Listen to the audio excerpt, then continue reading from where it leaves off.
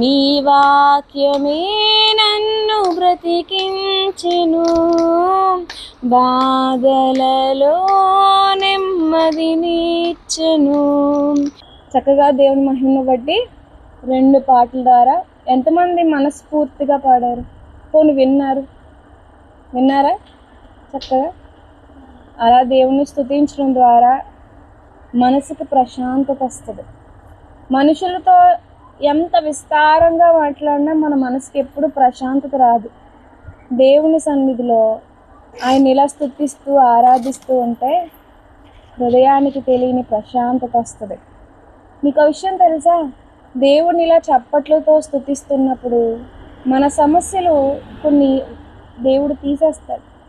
స్తుతి ద్వారా దేవుణ్ణి మనం ప్రసన్నం చేసుకోవచ్చు. ఆయన మన మధ్య ఉన్నాడు. 2-3 ఎక్కడైతే ఆయన నామంలో కూడుకుంటారో అక్కడ ఆయన ఉన్నాడు. ఇప్పుడు మనము ఒక చిన్న ప్రార్థన చేసుకుని కొద్ది సమయం పాటు మీకు అర్థమయ్యే విధంగా కొన్ని మాటలు ధ్యానించుకున్నాం. ప్రార్థన.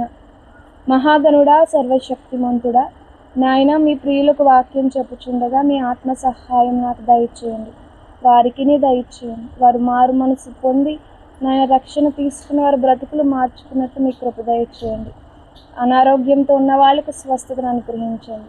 దేవా, సహాయం చేయమని యేసుక్రీస్తు ప్రభు వారి పరిశుద్ధ నామమును అడిగి వేడుకుంటున్నాము కన్న తండ్రి, ఆమేన్. వాళ్ళ అక్కని తీసుకురాలేకపోయారా?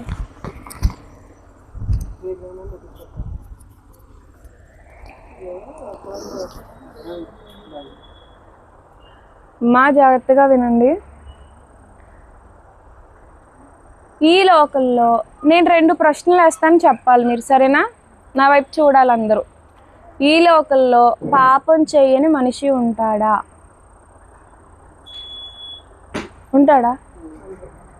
ఎస్, ఉండడు. ఈ లోకల్లో పుట్టిన తర్వాత పాపం చెయ్యని మనిషి ఉండడు. వాడికి ఊహ తెలుస్తున్నప్పుడే అసూయ వస్తుంది. వాడికి ఊహ తెలుస్తుండగానే నాకే పెద్దది కావాలి అంటాడు. అలా అలా అలా అలా అప్పుడు చిన్నగా అది పెద్ద తప్పేం కాదులే అనిపిస్తుంది. అదే ఎదిగిన తర్వాత నాకే అంతా కావాలి అన్న ఆలోచనతో ఎంతకైనా తెగించే స్థితికి వెళ్ళిపోతూ ఉంటాడు. అవునా? పుట్టి పాపం చేయని మనుషులు లేరు. ఎవరైనా ఉన్నారు అంటే అది యేసుక్రీస్తు వారు మాత్రమే. మట్టిలో పుట్టింది ఏదైనా మట్టిని అంటించుకోకుండా ఉంటుందా? ఉండదు. కానీ తామర పువ్వుని ఎప్పుడైనా గమనించారా? అది బురదలో ఉంటుంది. కానీ తామర పువ్వుకి ఎప్పుడైనా బురద చూసారా? బురద ఉండదు. అది బురదలో నుంచి వస్తుంది, కానీ దానికి బురద అంటుకోదు. అది మట్టిలో నుంచి వస్తుంది, కానీ మట్టి అంటించుకోదు. ఉప్పు నీటిలో దేనన్నా వేస్తే దానికి ఉప్పు ఇంకుతుందా లేదా చెప్పండి? ఉప్పు నీటిలో వేశారు, ఉప్పు ఇంకుతుందా లేదా చెప్పండి? ఇంకుతుంది కదా. మరి ఉప్పు నీటిలో బతుకున్న చేప తిరుగుతుంది కదా సముద్రంలో, అది ఎప్పుడన్నా ఉప్పుగా అయిపోయిందా? అంటే చుట్టూ ఉప్పున్న చేపలో ఉప్పు లేదు, చుట్టూ బురదున్న ఆ పువ్వులో బురద లేదు. మరి చుట్టూ పాపం ఉన్న మనం ఎందుకు పాపం చేయాలి? దేవుడు పెద్ద పెద్ద విషయాలతోనే కాదు, చాలా చిన్న చిన్న విషయాలతో కూడా మాట్లాడతాడు. ఇన్ని పువ్వులు ఉండగా ఎందుకని తామర పువ్వుగా ప్రత్యేకత ఉంది? చాలా స్పెషల్గా ఉంటుంది. బురద నీటిలోంచి వస్తుంది కానీ బురద ఉండదు. ఉప్పు నీటిలో ఉంటుంది కానీ చేపకు ఉప్పు అంటుకోదు. అవునా? అవి చూపిస్తూ దేవుడు మనతో అంటున్నాడు, ఈ లోకంలో ఉన్న నువ్వు కూడా పాపం చేయకుండా ఉండగలవు. మీకు ఆ విషయం తెలుసా? ఎందుకు ఇలా చూడండి, అందరూ ఇలా చూడాలి. ఎందుకని ఈ ఉప్పు చేపకు సముద్రంలో చేపకి ఎందుకు ఉప్పు ఉండదో తెలుసా అండి? అది బతుకుంది కాబట్టి. అవునా? అది బతుకుంది కాబట్టి. అదే ఏమండి, చచ్చిపోయి చీలిపోయిన చేప ఏమైపోద్ది? ఉప్పుదనం వస్తుంది. దాన్ని చచ్చిపోయిన తర్వాత కోసి ఉప్పు నీటిలో వేస్తే ఏమైపోద్ది? ఊరిపోద్ది. బతుకున్న చేప మాత్రం ఏమీ కాదు. అంటే ఒక చేప బ్రతుకుంటేనే ఉప్పుదనం దానిలోనికి వెళ్ళదు. తామర పువ్వుకి చుట్టూ పచ్చటి రేకులు ఉంటాయి తెలుసా మీకు? ఆ పచ్చడి రేకులు లేవనుకోండి, తామర పువ్వు కూడా ఎలా ఉంటుంది? బురదలా ఉంటుంది. ఎందుకంటే ఫర్ ఎగ్జాంపుల్ ఇవి పచ్చని రేకులు అనుకోండి, పచ్చని రేకులు ఇలా మొగ్గగా ఉన్నప్పుడు ఇలా మూసి ఉంటుంది పచ్చని రేకులు. అదే బురదలోంచి బయటకు వస్తున్నప్పుడు ఈ పచ్చని రేకులు పువ్వుకు బురద అంటుకోకుండా కాపాడతాయి.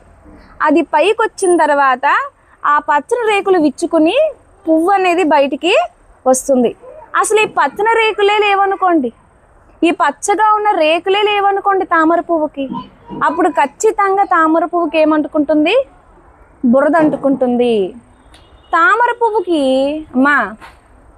పువ్వుకి బురద అంటుకోకుండా దేవుడు పచ్చని రేకులు ఎలా ఇచ్చాడో, చేప ఉప్పు నీటిలో ఉప్పుతనం రాకుండా చేపలో ఎలా జీవం ఉంచాడో, నువ్వు కూడా ఈ లోకంలో పాపం అంటించుకోకుండా పరిశుద్ధంగా బ్రతకాలంటే నీలో ఎవరు ఉండాలి? జీవం ఉండాలి. జీవం అంటే ప్రాణం కాదు అమ్మా, ఇలా చూడండి, ప్రాణం కాదు. ప్రాణం అందరికీ ఉంది, ప్రాణము అందరికీ ఉంది. జీవం కావాలి. ఏంటా జీవం అంటే దేవునిలో ఉన్న జీవం కావాలి. ఎవరిలో అయితే యేసుక్రీస్తు వారు ఉన్నారో వాళ్ళు తప్పు చేయలేరు. మీలో ఎంతమంది రక్షణ తీసుకున్నారో ఒకసారి చేతులు ఎత్తుతారా? నేను బాప్తీసం తీసుకున్నాను అన్నవాళ్ళు. సరే, మీరు బాప్తీసం తీసుకున్నారు కదా, నేను ఒక ప్లాన్ చెప్తాను మీకే. బాప్తీసం తీసుకున్న వాళ్ళతో మీరు తీసుకున్నారు కదా, మీకు ఒక ప్లాన్ చెప్తాను. మీలో యేసు ప్రభు ఉంటే మీకు ఒక ప్లాన్ చెప్తాను.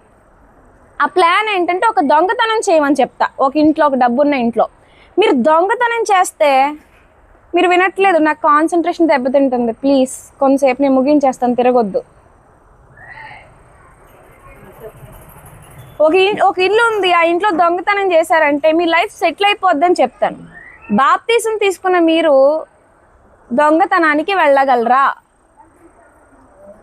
లైఫ్ సెటిల్ అయిపోద్ది, అయినా వెళ్ళరు. ఎందుకు వెళ్ళలేరు? దేవుడు మనసులో ఉండి తప్పని చెప్తాడు. అదే మనకి దేవుడే లేడనుకోండి, మనం ఏం చేస్తాం? తొందరపడతాం. ఈ ఒక్కసారికి తప్పు చేసేస్తే జీవితం సెటిల్ అయిపోద్ది కదా అని. అవునా? అంటే నీలో యేసు ప్రభు ఉంటే నువ్వేం చేయలేవు? పాపం చేయలేవు. ఇప్పుడు మనిషి ఎవరు చంపుకుంటున్నారు తెలుసా? దేవుడు లేనివాడు చంపుకుంటున్నారు. ఇప్పుడు 1,00,000 రూపాయలు ఇస్తాను ఒక మనిషిని చంపే అంటే చంపిన వాళ్ళు ఉన్నారు. నీకు ఇస్తే నువ్వు చంపుతారా మీరు? 1,00,000 వస్తుంది కదా, 1,00,00,000 రూపాయలు ఇచ్చినా చంపరు మీరు. అంటే నా ప్రభు అది నాకు నేర్పలేదు అంటారు. అంటే నేను ఎందుకు చెప్తున్నానంటే, అబద్ధం కూడా చెప్పలేరు. ఇంకా భక్తిగా ఉన్న వాళ్ళు అబద్ధం కూడా చెప్పలేరు. ఏమండి, భక్తిగా ఉన్నవాళ్ళు అపవిత్రమైన మాటలు మాట్లాడలేరు. మరి మిగతా వాళ్ళందరూ అలాగే ఉన్నారుగా. సూటిగా ఒక ప్రశ్న వేస్తాను, చెప్తారా సమాధానం? ఈ రోజుల్లో చాలా క్లియర్గా మాట్లాడుతున్నాను, బూతులు మాట్లాడడం తప్ప? ఈ రోజుల్లో తప్పేం లేదు, అందరూ మాట్లాడుతున్నారు కదా. కానీ యేసు ప్రభు నీలో ఉంటే ఏం రావు? అపవిత్రమైన మాటలు రావు. నేను ఎందుకు ఈ మాట చెప్తున్నానంటే, పైన రేకులు లేకపోతే తామర పువ్వుకి ఎలా మట్టి అంటుకుంటుందో, చేపలో జీవం లేకపోతే ఉప్పు ఎలా చేపలోకి వెళ్ళిపోద్దో, నీలో యేసుక్రీస్తు ప్రభువారు లేకపోతే పాపం కూడా నీలోకి వచ్చేస్తుంది. తామర పువ్వుకి ఆ పచ్చని రేకులు రక్షణగా ఉన్నట్టు, ఉప్పు చేపకి ప్రాణము రక్షణగా ఉన్నట్టు, నీకు ప్రభు అయిన యేసుక్రీస్తు వారే రక్షణ. యేసుక్రీస్తు ప్రభువారే మార్గము. ఆయన నమ్ముకుంటేనే పాపానికి దూరంగా ఉంటారు. పాపానికి దూరంగా ఉన్నవారే స్వర్గానికి అంటే పరలోకానికి వెళ్తారు. ఎవరైతే నేను తప్పు చేశాను, నేను పాపం చేశాను ఒప్పుకుని, ప్రభువా నువ్వే సిలువలో రక్తం కార్చి నా పాపాల కోసం బలైపోయావు అని నమ్మి రక్షణ తీసుకుంటారో వాళ్ళు రక్షించబడతారు. నమ్మని వారు శిక్ష విధించబడుతుంది. ప్రియమైన వారులారా, మీరు ఈ విషయం తెలుసుకోవాలి. మీలో చాలామందికి తల పండిపోయింది, వయసు అయిపోయింది, ఓపిక అయిపోయింది, పళ్ళు ఊడిపోయాయి, మోకాళ్ళలో జిగురు అరిగిపోయింది, ఎప్పుడు చావు పిలుస్తుందో తెలియదన్నట్లుగా ప్రాణం ఊగిసలాడే వాళ్ళు కూడా ఉన్నారు మీలో. చాలా వయసు అయిపోయింది కదా. ఇప్పటికైనా ప్రభువుని తెలుసుకోకపోతే, ఇప్పటికైనా రక్షణ తీసుకుని సరిగ్గా బ్రతకకపోతే ఇంకెన్నాళ్ళు ఎలా బ్రతుకుతారు? ఇలా పాపంతో చనిపోతే మీ పరిస్థితి ఏంటి? ఎక్కడికి వెళ్ళిపోతారు? ఒకసారి ఆలోచించుకోండి. బాగా ఆలోచించుకుని ఒక నిర్ణయం తీసుకోండి. దేవుణ్ణి మీ గుండెల్లో పెట్టుకుంటే పాపానికి దూరంగా ఉంటారు. మరి మాటలు మీకు అర్థమయ్యాయని భావిస్తూ నా మాటలు ముగిస్తున్నాను. అందరికీ నా వందనాలు. చిన్న ప్రార్థన చేసుకుని ముగించుకుందాము. మహాగణుడా, సర్వశక్తిమంతుడా దేవా, ముత్యము లాంటి మీ యొక్క వాక్కుని ప్రభువ, ముత్యము కంటే విలువైన మీ యొక్క వాక్కుని వివరించడం జరిగింది. కేవలం విత్తన వేసి నీళ్లు పోసాం ప్రభువ, కానీ దాన్ని ఫలింప చేయువాడు, వృద్ధి చేయువాడవు నీవే తండ్రి. వీరిలో మారు మనసు దయచేయండి, పశ్చాత్తాపం దయచేయండి ప్రభువ. నాయన వీరిని ప్రభువ నీ రాధ్యములో జ్ఞాపకం చేసుకోండి, మీ రెండవ రాకడలో జ్ఞాపకం చేసుకోండి ప్రభువ. నాయన ప్రతి ఒక్కరిని దీవించి ఆశీర్వదించమని ప్రాధేయపడుతున్నాను. ఇప్పటి వరకు తండ్రి ఆత్మీయ ఆహారముతో వారిని తృప్తిపరిచారు. నాయన ఇప్పుడు భౌతికంగా వారికి ఆహారం ఇచ్చుచుండగా అందరికీ సరిపోయేటట్లు సహాయం చేయండి. అది ఎంతో రుచిగా వారికి సంతోషాన్ని ఇచ్చేలా సహాయం చేయండి. వారందరూ తిని తృప్తి పొంది ఆరోగ్యము పొందినట్లు సహాయం చేయండి, బలము పొందుకున్నట్లు సహాయం చేయండి. చాలా బలహీనం అయిపోయారు ప్రభువా.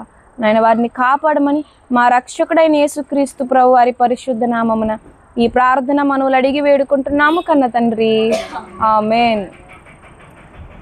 ఆశీర్వాదం తీసుకుందాము. తండ్రి యొక్క కృపయు, కుమారుని యొక్క ప్రేమయు, పరిశుద్ధాత్మ ప్రభు వారి సహవాసము కూడి ఉన్న మనకు సకల పరిశుద్ధులకు సదాకాలము తోడైండుగాక, ఆమేన్. అందరికీ నా వందనాలు. అందరూ తృప్తిగా భోజనం చేసిన తర్వాత వెళ్ళండి. తర్వాత నేను లాస్ట్ టైం చూసిన దానికంటే ఇప్పుడు చాలా పాడైపోయారు కొంతమంది. జాగ్రత్తగా ఉంది. సరే, అలా కూర్చోండి, భోజనం పెట్టేస్తాం.